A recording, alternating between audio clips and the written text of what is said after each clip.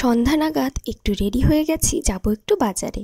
তো দেখতেই পাচ্ছেন এখানে রেডি হয়ে আমি একটু ভিডিও করছিলাম, আর অপরদিকে কিন্তু শিনু, আপনাদের দাদা ভাই সবাই মোটামুটি রেডি হয়ে গেছে। তো এখনই আমরা বেরিয়ে পড়বো বাজারের দিকে। আর যেহেতু বাজার আমাদের এখান থেকে খুব একটা দূরে না, ওই ধরুন বাইকে করে 2 থেকে 3 মিনিট লাগবে, তাই এই যে পৌঁছে গেছি। তো এই যে এখানে দেখুন যে পুজোর প্যান্ডেলটা হচ্ছিল, সেটা এখনও ওই পর্যন্ত। তো দেখি আর কতদিন সময় লাগে হতে, পুজো তো চলেই আসলো। বাজারের ভিড় দেখে তো বুঝতেই পারছেন যে পুজোর কেমন কেনাকাটার তোড়জোড় চলছে এদিকে। তো এই ভিড় না প্রত্যেক দিনই হয়, যে প্রচুর কেনাকাটা করতে আসে লোকে। তো সোজা কিন্তু আমরা চলে এসেছি একটু শপিং মলে, কারণ আজ কিছু শপিং করব। আর তাই আজকে ওপরের মলগুলোতে না গিয়ে না, এই নিচের দিকে চলে আসলাম বাজার কলকাতায়। তো বাজার কলকাতায় এসে দেখি এখানে তো প্রচুর ভিড়।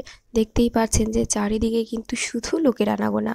তো এখানে আসতেই যে একটা ব্যাগ নিয়ে নিয়েছি কি, যারাই এখন মলে ঢুকছে সবাইকে কিন্তু হাতে ব্যাগ ধরিয়ে দিচ্ছে।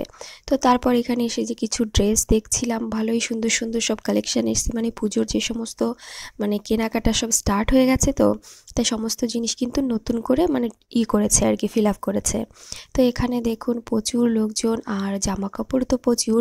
তো এখানে আয়নার সামনে দাঁড়িয়ে একটু ভিডিও করছিলাম, আর শিনু দেখুন কত সুন্দর সুন্দর পোজ দিচ্ছিল ছবি তোলার জন্য। এখানে আপনাদের দাদাভাইও নিজের জন্য দেখছিল, অপরদিকে কিন্তু শিনুও নিজের জন্য দেখছিল।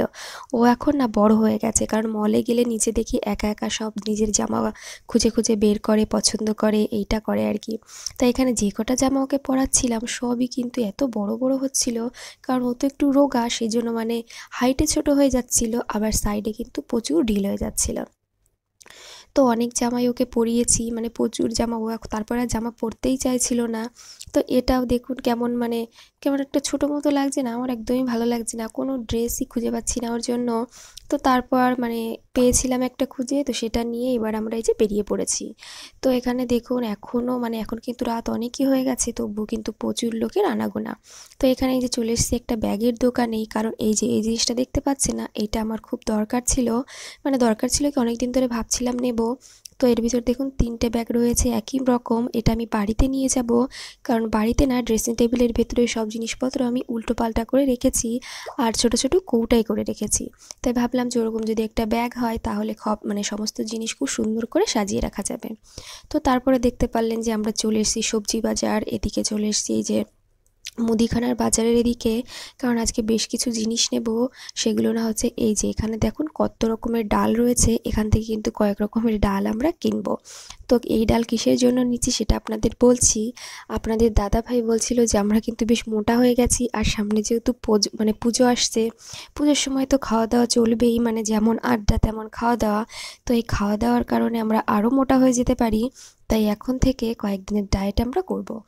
ধরো ওই 15 থেকে 20 দিন মতো, যে কয়দিন পুজোর বাদ আছে সেই কয়দিন আমরা ডায়েট করি, তাহলে হালকা ফুলকা একটা ডায়েট থাকলে তারপরে বাড়িতে গিয়ে খাওয়া দাওয়া করলে অতটা অসুবিধা হবে না। এমনিতেও আমরা ভীষণ তো আর মোটা না, কিন্তু তবুও একটু ডায়েট করব। তার জন্য দেখুন ডায়েটের প্রচুর জিনিস আমরা কিনে নিয়ে এসেছি, যেমন এই যে টমেটো, তারপরে পেঁপে, গাজর, ওদিকে রয়েছে কুমড়ো, এদিকে ফল এনেছি, ওই যে আপেল, ওদিকে শসা, নাশপাতি, আর এখানে দেখুন কত রকমের ডাল দেখতে পাচ্ছেন। এগুলো না ভিজিয়ে ভিজিয়ে ভিজিয়ে রেখে দিলাম হয়তো রাত্রে, পরের দিন সকালে প্রেশার কুকারে সিটি দিয়ে শুধু শুধু খেয়ে নিলেও বেশ ভালো লাগে আর কি। শুধু শুধু না, ধরুন একটু পেঁয়াজ কুচি, একটু মশলা দিয়ে খেলেই ভালো লাগে।